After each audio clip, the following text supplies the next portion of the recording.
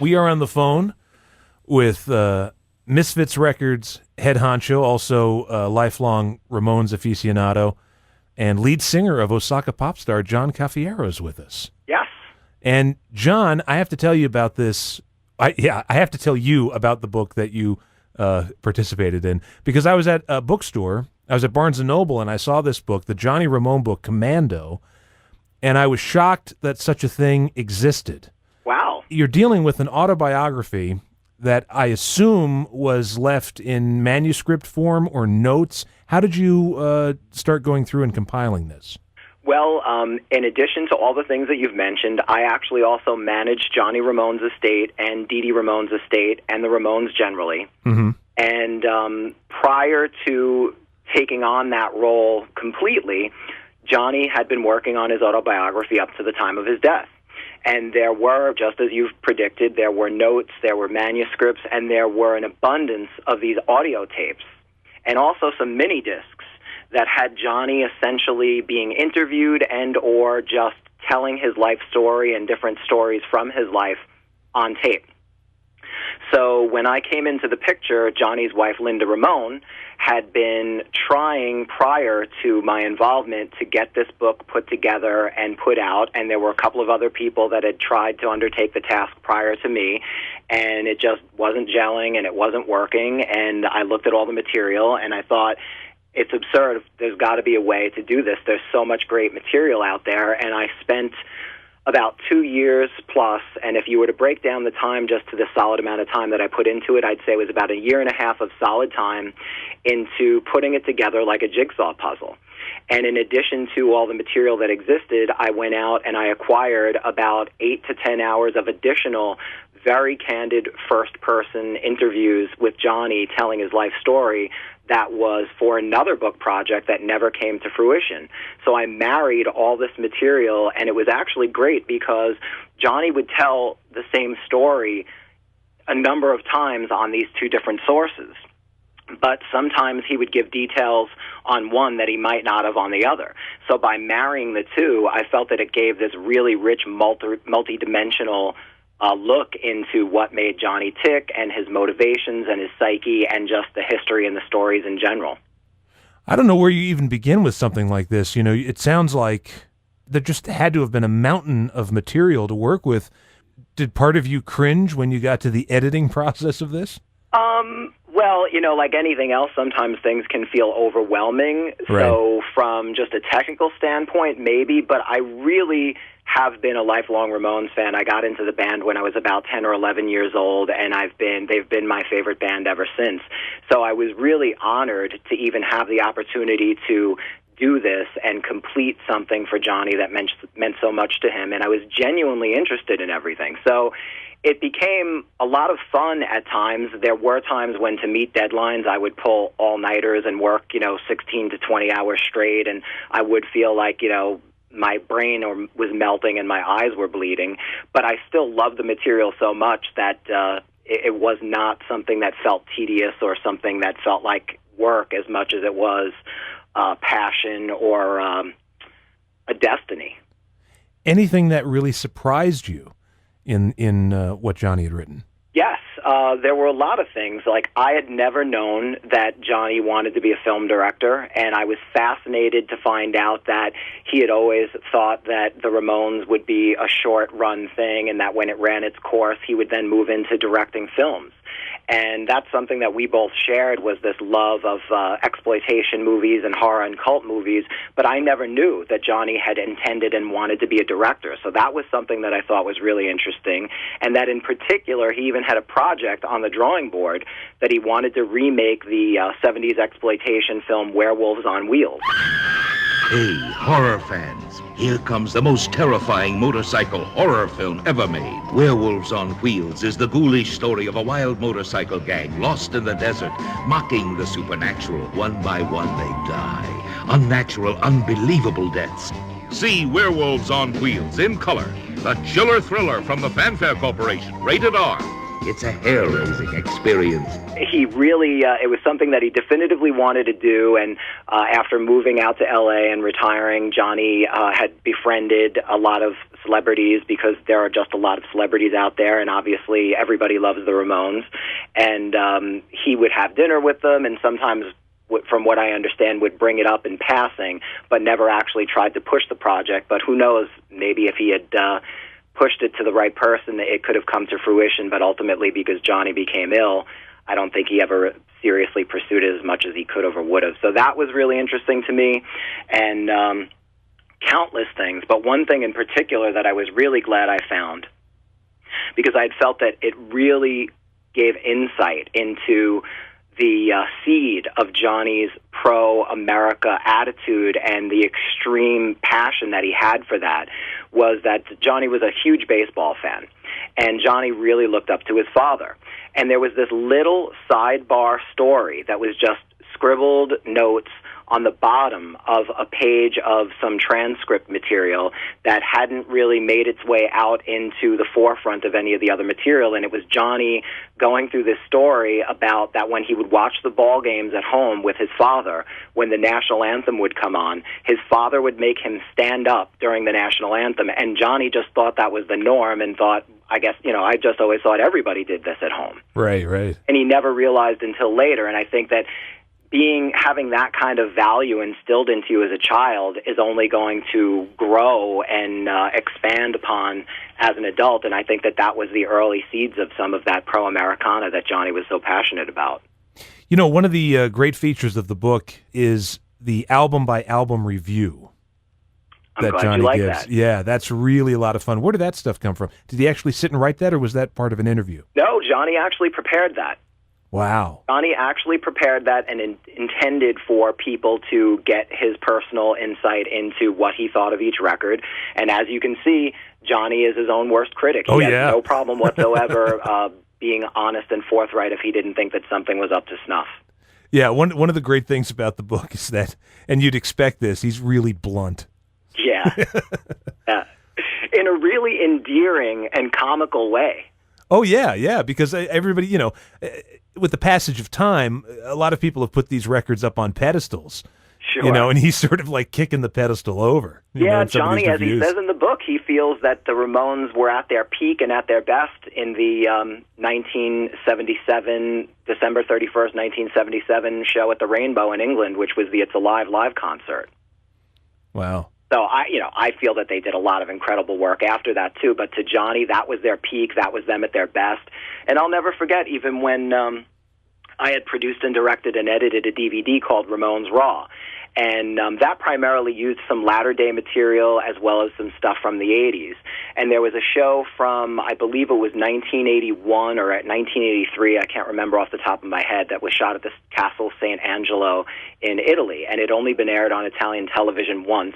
And it was from the Pleasant Dreams tour, which was an album that I also really liked. And I remember watching that footage with Johnny and then him turning to me and saying, boy, we really were still good here. And I was just shocked and amazed by that because, to me, they were the greatest band in the world.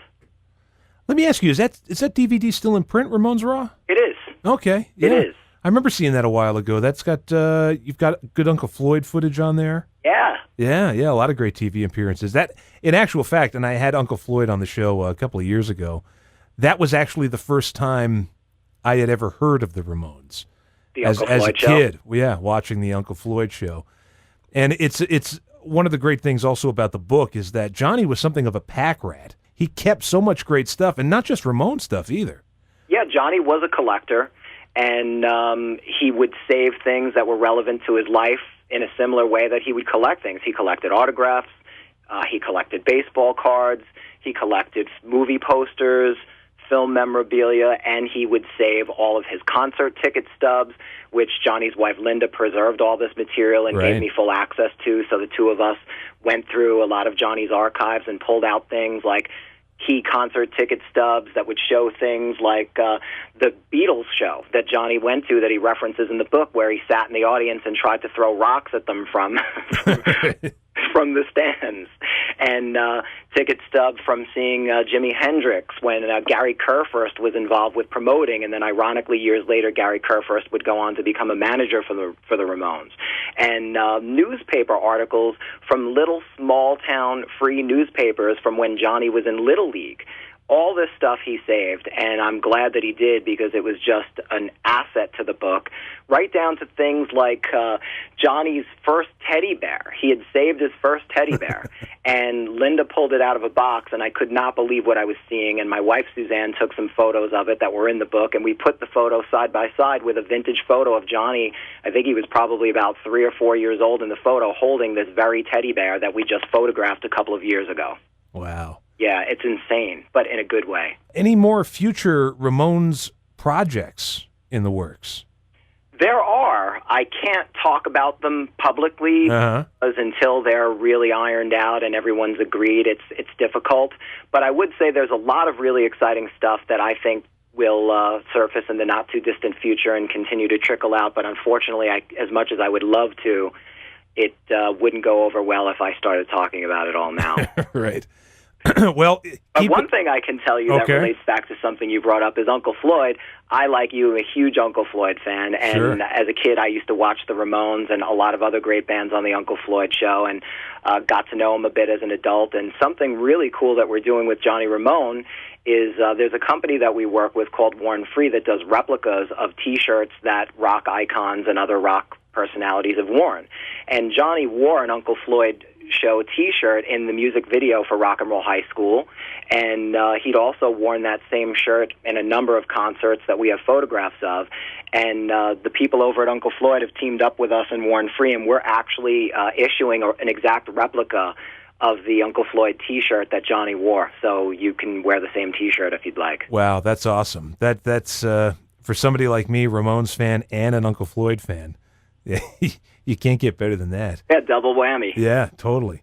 You know, it's just a shame, getting back to his desire to remake Werewolves on Wheels, it's a shame he never hooked up with Robert Rodriguez, because if there's any director who with that same sensibility, like Grindhouse. They had met, and there were other connections there. Johnny and Rose McGowan were good friends, and Robert obviously worked together. So there were connections there, but I just don't think, Johnny, the Ramones, for whatever reason, in my experience in getting to know them, they never really realized quite how important and quite how cherished they were. I think if anybody, Johnny got to see a little bit more of it than any of them. But they really were, in my opinion, underappreciated during their lifetime. Of course, there were core fans like you and I and millions of other people throughout the world that really appreciated them, but the mainstream and just the surface never really seemed to give them their due. And I'll never forget one conversation that I had with Joey maybe a year or two before he passed away, where we were talking about a gig that he was going to appear at, and I was involved, and he was going to come out as a guest and do a few songs, and he had said something like, so are we going to get paid for this? Just something, a little token or whatever. And then I had said to him, well, you're going to come out and you're going to do a few songs. I know that the opening act is getting paid X amount of dollars, and I think, if nothing else, you should get, at least that amount. And, he seemed really thrilled with that, and I just said, Joey, there's no possible way of putting a price tag on what you're worth. I mean, you're priceless. And I could tell he was blown away by that, and I really meant it. I mean, there is no price you could put on the Ramones. There's no dollar amount that you could ever pay that would justify what they're really worth. And I don't know that they ever really fully realized that while they were alive, and it's tragic, but I guess that's why they'll go down in history. That's always been the problem, because you talk to cult movie fans, love the Ramones. Sure. Punk fans love the Ramones. Even metal fans love the Ramones. Sci-fi fans love the Ramones. It's all those cult pockets. It's all those subcultures.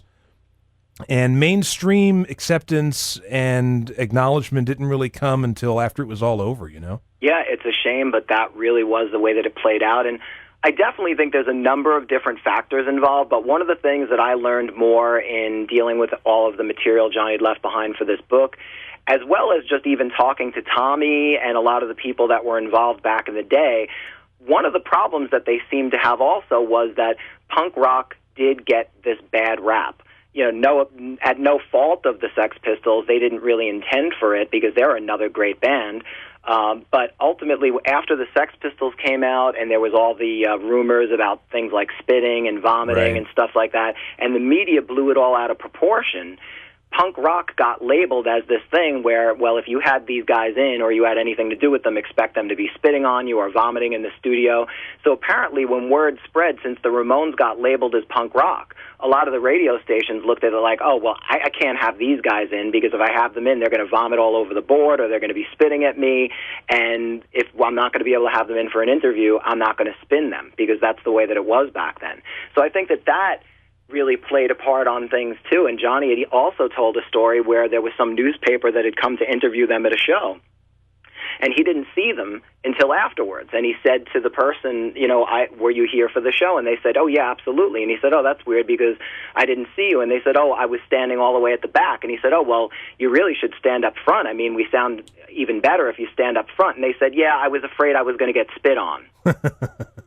So, I think a lot of those untrue negative stigmatisms definitely played a part in keeping them down when they might not should have, when they shouldn't have been. But I also agree with you that they were way ahead of their time, and I just don't think the world was ready for them yet. I could tell you as a fan growing up my whole life, and you probably experienced the same thing. When you would tell people the Ramones were your favorite band, they would look at you like, are you nuts? Right. Well, there's a weird thing that happened culturally over the past, I would say 10 years or so, or maybe, that's generous, 5 years. What I would call geek culture has sort of taken over. Yeah. And it's like, damn, now's the time. Now's the time when they really would have, blown up. Yeah, they would have. They were just a little too early. Yeah, it's almost tragic, but in a really romanticized way. It's horrible that things played out the way that they did, but I just wonder if it had happened any other way, if they would be as historic and as legendary as they are. Because right now, the Ramones really are, they're right up there with Marilyn Monroe, James Dean, John Wayne. Ironically, one of the things that I was involved in is there was a major TV spot that was pointing to icons in pop culture, and all of those names that I had just mentioned were included, and they came to us wanting to include the Ramones, and Johnny, Joey, and Dee Dee were featured in that spot along with those names, Marlon Brando, and I couldn't agree more. I always saw them that way growing up, but now the world finally recognizes that, and it's sad that it took their deaths to make it happen, but that's just the way that it played out. It's almost like pop culturally, someone has to be the sacrificial lamb. Yeah. Listen, I want to get into Osaka Pop Star because you got a new record. Yeah. And let's talk about that. Sure. This is Juicehead times Osaka Pop Star. This is two bands merged together as one.